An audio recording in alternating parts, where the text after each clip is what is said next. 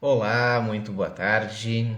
Sejam bem-vindos a mais uma live de astrologia aqui do nosso canal. Hoje com mais uma edição do nosso programa Mercúrio em Virgem, programa onde eu explico detalhadamente os aspectos do mapa astral que tu me trouxeres. E também explico detalhadamente as dúvidas que a minha audiência me apresenta sobre astrologia ou sobre a interpretação de mapa astral. Então, se vocês são interessados nesse assunto, estão no lugar certo.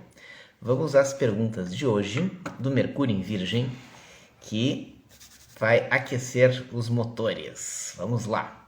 Primeira pergunta é: hoje todas as perguntas são de alunos do curso de astrologia. Então, se vocês acharem as perguntas avançadas ou são perguntas de quem já está fazendo o curso e já está aprendendo a interpretar mapa astral, é isso aí mesmo, tá?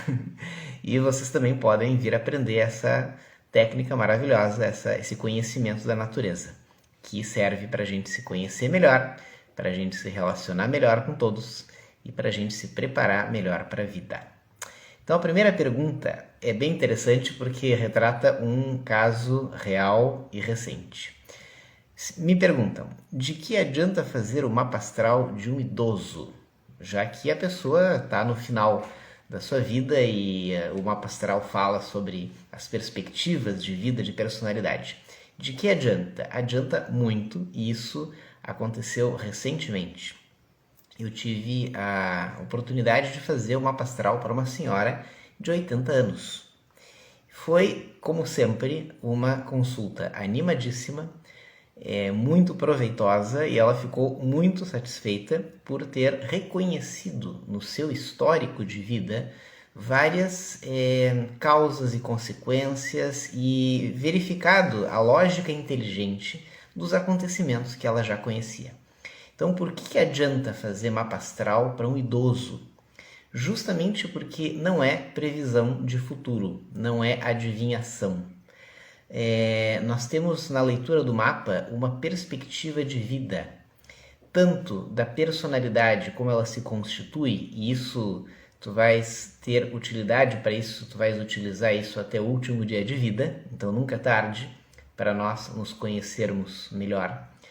Como também o mapa astral serve para tu teres um melhor entendimento de como a tua personalidade se organiza, como que os eventos da tua vida se organizam dentro de uma lógica. E tu entenderes essa lógica não vai servir apenas para tu te preparar para o futuro, mas também para tu lançares consciência sobre o que já aconteceu. Ou, é claro, sobre o que está acontecendo.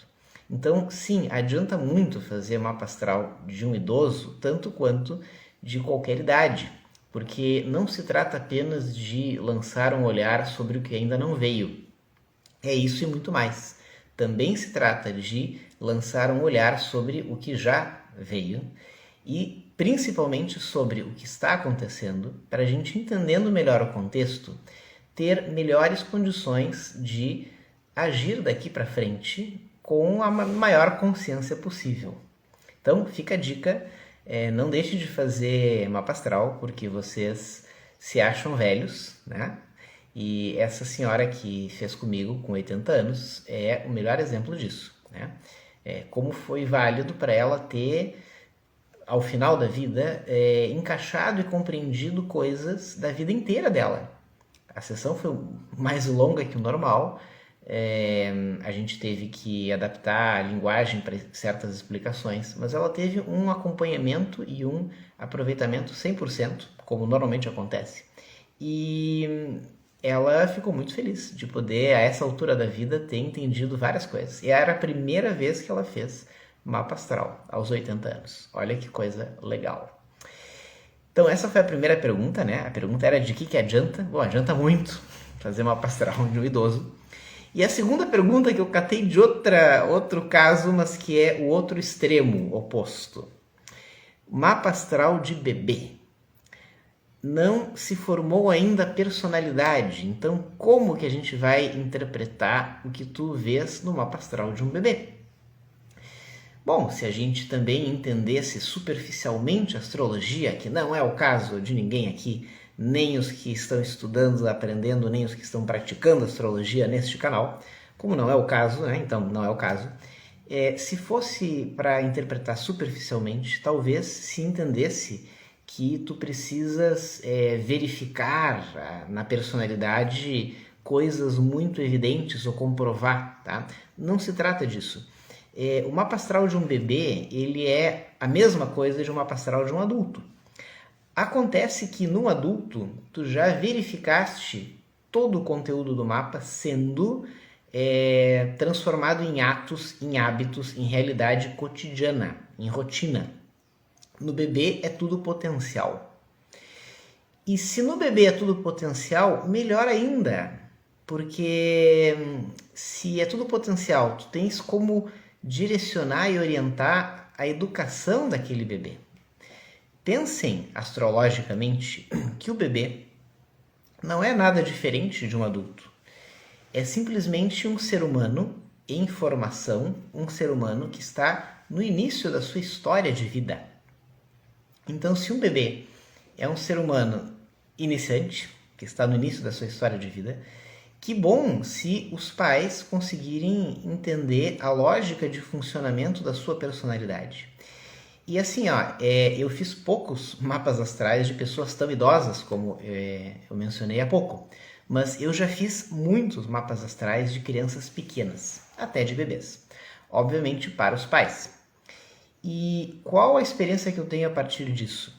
Com poucos meses de vida, qualquer bebê já mostra as asinhas.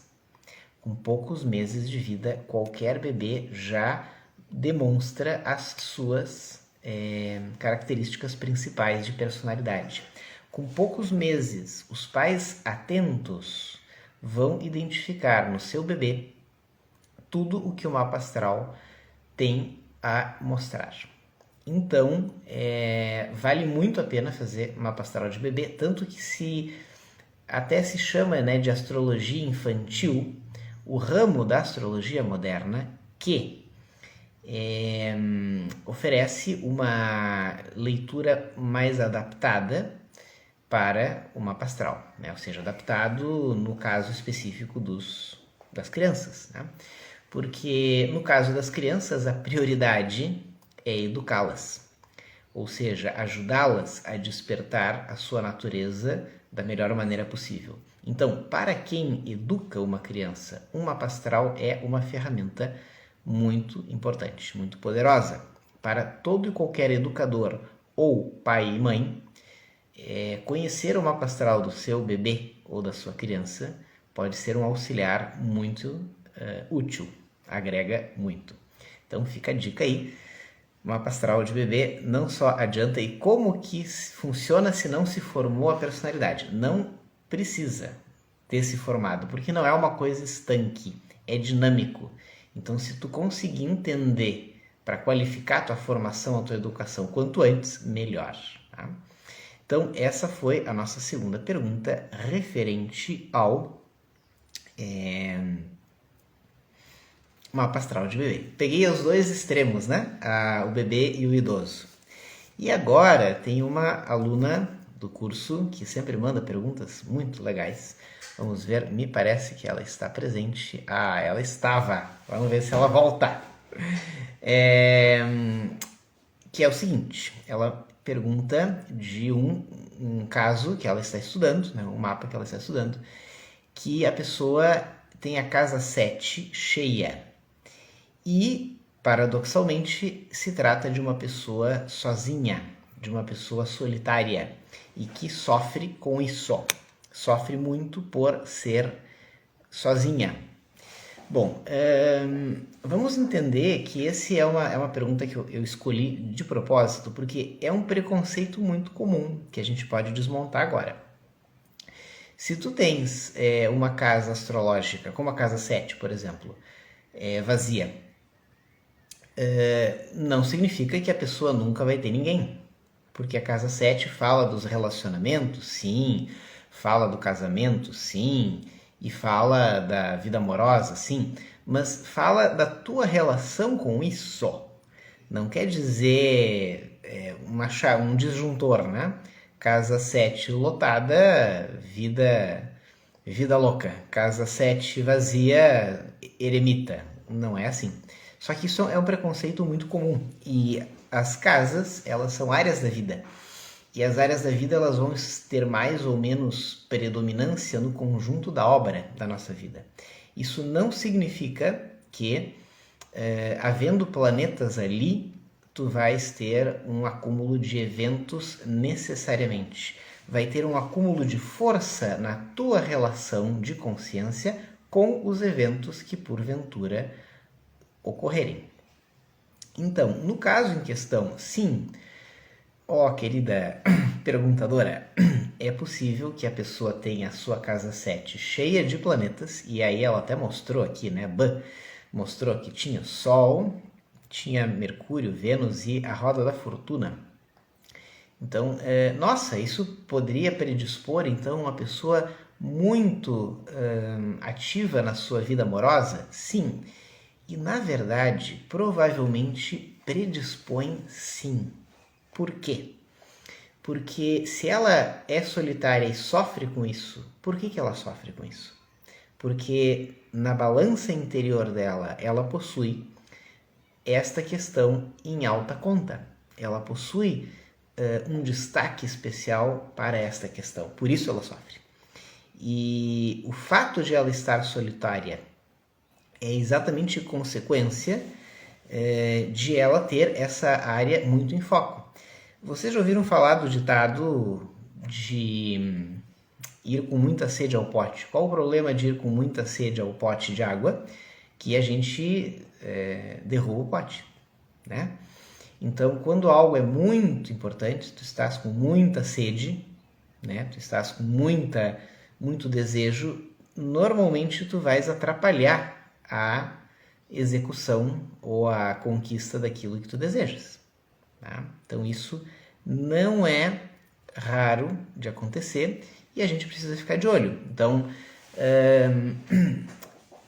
a astrologia, através do mapa astral, nos mostra alguns paradoxos. E esses paradoxos nos ensinam muito. Por exemplo, às vezes tu tens algo no mapa facilitado. E aí tu pensas, puxa, isso aqui vai ser muito barbada para mim. E por causa disso tu relaxa, e relaxando tu não faz o mínimo esforço na direção daquilo, e sem o mínimo de esforço, o que seria fácil, acaba nem acontecendo. E aí se torna algo difícil, porque tu não colocaste nenhuma energia. Então, negligenciar os nossos próprios potenciais pode gerar um efeito rebote. E isso não é raro. Da mesma forma, que é até um exemplo um pouco mais feliz do que esse, nós podemos encontrar o caso de quem possui uma grande dificuldade. E de tanto se incomodar com essa grande dificuldade, a pessoa simplesmente acaba desenvolvendo, né, todo um esforço especial na direção de conquistá-la. E acaba transformando aquela dificuldade em algo mais fácil. E aí a pessoa diz, puxa, isso para ti é fácil? Não, na verdade não é fácil, é que ela conquistou internamente aquilo de tão difícil que era. E isso levou ela a lutar e a batalhar para conseguir contornar aquela dificuldade. Então, esses paradoxos aparecem muito no mapa astral. E a gente tem que ter uma sensibilidade de artista para identificar e não cair em erros grosseiros. Erros grosseiros do tipo, isso é fácil para ti, isso é difícil para ti e ponto. Não, depende de como que a pessoa está trabalhando com isso. Que grau de consciência que ela tem sobre essa facilidade ou dificuldade. E isso vai interferir sobremaneira. Então, esse é o caso da nossa amiga com a casa 7 cheia. E talvez ela esteja indo com muita sede ao pote, ou talvez ela esteja tão focada, envolvida naquilo, que ela está sufocando o fluxo natural daquela energia de maneira que algo que seria muito presente na vida dela acaba não acontecendo. Isso não é raro, justamente porque ela está, digamos assim, alucinada com aquela questão. Eu conheço mais gente assim. Eu conheço algumas pessoas que têm na sua casa, e até ali não tem a lua, né? No exemplo em questão. Mas, por exemplo, gente com a lua na casa 7. A lua fala das nossas necessidades. Pessoas com a lua na casa 7 têm a necessidade da relação amorosa, a necessidade de estarem acompanhados, a necessidade de não estar com o seu box vago. E por essa razão, elas dedicam energia para isso. E normalmente não tem. Mas vamos supor que a pessoa fique muito ansiosa, muito desejosa, muito angustiada com isso. E é a angústia que atrapalha. E ela vai ter a lua na 7 igual, só que o problema não está no aspecto astrológico. O problema está no excesso de desejo, de ansiedade, de angústia. E isso atrapalha qualquer coisa. Então isso, às vezes, um excesso de energia numa área pode atrapalhar se tu não souberes regular, moderar. Então cuidado aos meus queridos interpretadores, aprendizes, para não interpretar às avessas algo dessa forma. Então a pessoa tem um excesso e mal trabalhado pode gerar na prática uma falta, quando não houver regulação ou moderação. Vamos ter que ir para a última pergunta, que também é da mesma querida aluna que sempre manda muito boas perguntas, sinal que está refletindo. Sobre o triplo poder. É um caso de estudo que apresentava uma coincidência de 3 coisas, planeta, signo e casa, que seria o planeta Netuno, presente no signo de Peixes e na casa 12. Em primeiro lugar, conhecendo o endereço de cada planeta a cada momento, me salta aos olhos que alguém, para ter Netuno em Peixes, ou tem poucos anos de vida, coisa de 5 anos, 7 anos de idade, ou tem 160 e poucos anos, porque a última vez que Netuno esteve em Peixes faz 160 anos e ele está agora em Peixes. Então eu acredito que seja o mapa astral de uma criança, tá? Esse detalhe ela não informou. Mas considerando que seja o mapa astral de uma criança, que é o mais provável, e não de um personagem histórico do passado, o Netuno em Peixes é sim o Netuno domiciliado. E no caso descrito, que também ela não dá detalhes sobre o ascendente, mas esse Netuno em Peixes estaria na casa 12. A pergunta se refere a que Netuno é o planeta regente do signo de Peixes e também é o signo regente, e Peixes é o signo que explica a lógica da casa 12. Portanto, isso faz do planeta Netuno também o regente da casa 12. Então, se tu tens o Netuno em Peixes na casa 12, cabe a pergunta de que, uau, que aglomeração de influências, será que isto é um triplo poder? Gostei do termo, né? Bom, a resposta é que sim. Nós temos, devido a essas correspondências de planeta, signo e casa, um acúmulo de influências que se repetem. Então, isso significa que todos aqueles arquétipos relacionados com o planeta Netuno, com o signo de Peixes e com a casa 12, que são bastante similares e correspondentes, todos esses simbolismos, eles se apresentam triplicados. Naturalmente, triplicados de maneira que... bateria acabando, pessoal. Bateria acabando, pessoal. Segundinho, por gentileza. Viram? Vale a pena fazer algo a respeito. Pronto. Acontece nas melhores lives. Então, esse tipo de incidente já nos coloca entre as melhores lives. Então, nós temos essa tripla influência de planeta, signo e casa, sim,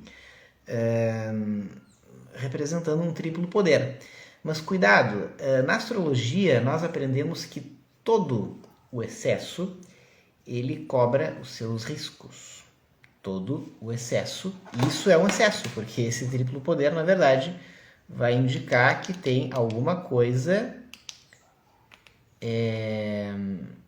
que está em excesso, né? Essa coisa vai ser todo o conjunto de arquétipos de Netuno. Então a pessoa pode ficar mega intuitiva, sim, mas ela pode ficar mega dispersa. E ela pode ficar mega esquecida. E ela pode ficar mega sonhadora. Então isso pode ficar mega várias coisas, né? Opa, pergunta aqui. Interessante, minha filha tem Sol, Netuno, Quiron na casa 12 em Peixes. Opa! Peraí, vamos analisar esse caso aqui, Dani. Vamos lá. Então, interrompemos nossa programação para uma participação especial aqui ao vivo. E bem-vinda, Dani Souza. Vamos lá. Ela conta que a sua filha tem Sol, Netuno e Quiron na casa 12 em Peixes. Então, realmente o Sol em Peixes, tudo bem. Netuno em Peixes indica que é uma criança, porque Netuno está há poucos anos, neste momento, há poucos anos, no signo de Peixes. Bom, o Quiron já tem um trânsito um pouco mais brando, e o Quiron agora está em Áries, então quer dizer que ela já deve ser uma criança de uns 5 anos, imagino. Ascendente em Peixes também. Excesso além da conta. Exato. Então, Dani, neste caso, eu acredito que todo excesso ele pode ser regulado. Então, que bom que tu citaste o teu caso pessoal da tua filha, obrigado. Vai contribuir na seguinte questão. Quando a gente fala excesso, é um padrão da natureza. Todas as coisas podem se apresentar em algum excesso e podem ser equilibradas e moderadas. Então, todos os excessos de Netuno, no caso, podem se apresentar de maneira similar à que nós tratamos. Por exemplo, a pessoa pode ficar excessivamente intuitiva, o que pode ser um problema, depende, ela pode lidar com isso muito bem ou não. Ela pode ficar excessivamente sensível a ponto de manifestar uma fragilidade emocional, psíquica, até física, ou sensível a ponto de ser muito compassiva com os demais, e sensível a ponto de se mostrar muito empática, e sensível a ponto de se mostrar muito perceptiva com as sutilezas. Então, esses excessos, eles podem ser lapidados e educados, e o excesso pode ser transformado num poder. Então, voltando àquela pergunta inicial, se isso seria um triplo poder, isso seria um excesso. Se esse excesso vai ser lapidado, educado e regulado de maneira a se apresentar e se manifestar como um poder, depende da pessoa. E se for uma criança, depende também dos pais ou dos adultos que a educam. Porque é o momento, enquanto a pessoa é criança, é o momento de ela ser ajudada a equilibrar esses excessos. Se isso não ocorrer, ela pode vir a ser um adulto que carrega esses excessos num outro contexto. E esse outro contexto ser daninho. E a pessoa com excesso de sensibilidade ser uma pessoa traumatizável, uma pessoa toda afetada, e sofrer com isso. Sofrer e fazer sofrer. Então, quando se é jovem, quando se é bem pequeno, se tem as melhores chances de transformar os excessos em poderes. E isso pode ser feito. Se for feito, vai dar bom, tá? Então isso é uma coisa bem delicada, e aí a gente vê, né, a responsabilidade que é tu educares uma criança, porque não é só tu ensinares coisas para ela, tu tens que também ajudá-la nas batalhas dela, e para ajudá-la tem que entender as batalhas, e para entender tem que lançar mão de alguma das ferramentas e metodologias possíveis. A astrologia é uma delas, especificamente através da interpretação de mapa astral. Bom, então aí tivemos aqui um adendo na nossa quarta pergunta, sobre o triplo poder netuniano. Agradeço a participação, tanto de quem enviou as perguntas, que foram muito boas, quanto a da nossa audiência ao vivo. Faço votos de que tenha sido útil para quem se interessa por astrologia e quer aprender essa linguagem da natureza, de maneira racional, de maneira humanista e de maneira prática, para conhecer-se melhor, para relacionar-se melhor com todos e para preparar-se melhor para os desafios da vida. Esse é meu intuito, esse é o nosso trabalho aqui no canal. Faço votos de que possamos reencontrar vocês aqui mais vezes nos nossos programas, como este que é o programa Mercúrio em Virgem. Fica um forte abraço para cada um. Foi um privilégio ter estado com vocês. Continuem mandando as perguntas das dúvidas que vocês tiverem. O que eu souber responder será respondido ao vivo e a cores. E o que eu não souber responder, eu vou atrás e responderei igual aqui, tá bom? Um grande abraço e até mais. Tchau!